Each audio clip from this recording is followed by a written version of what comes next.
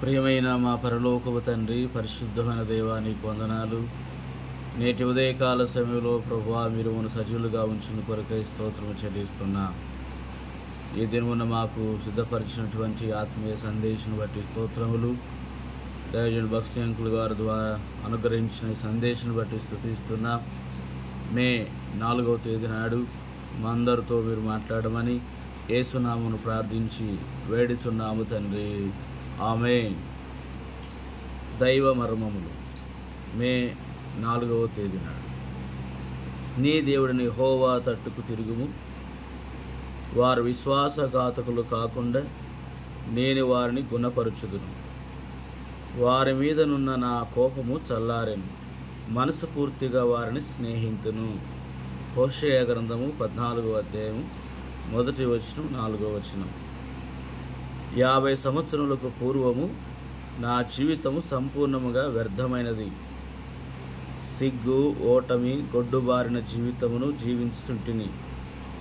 అయితే ఇప్పుడు నేను చెప్పునదంతయు చేనుదంతయు నిత్యమైన, నిలిచియుండు, విలువకరమైనదని దేవుని మహిమార్థమై సాక్ష్యమిచ్చుచున్నాను.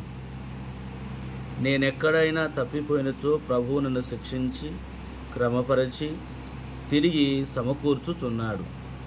దావీదు తన జీవిత కాలములో 4 గొప్ప నష్టములు పొందెను.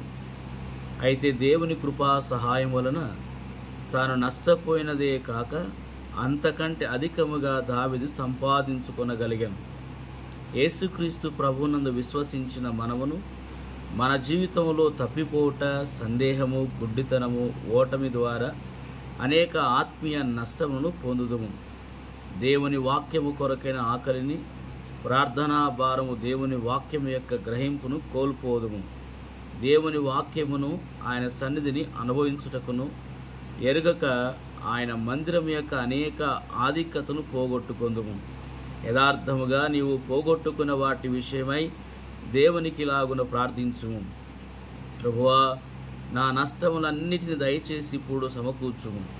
దేవుని వాక్యములో నుండి నీవు నీ నష్టమునకు మించి నీవు సమకూర్చుకొనగలవని దేవుడు నీకు నిక్షేతం దయచేయను.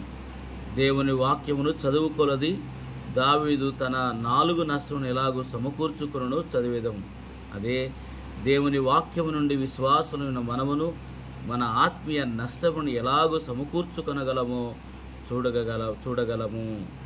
కాబట్టి మన జీవితంలో కూడా ఆత్మీయంగా నష్టపోయిన వాటన్నిటినీ అనుదిన వాక్యము చదువుట ద్వారా, ధ్యానించుట ద్వారా, అనుసరించుట ద్వారా, వాక్య ప్రకారంగా మనము జీవించుట ద్వారా, విశ్వాసం ద్వారా, ప్రభువు మీద ఆధారపడటం ద్వారా తిరిగి సమస్తమును సమకూర్చుకొనగలం.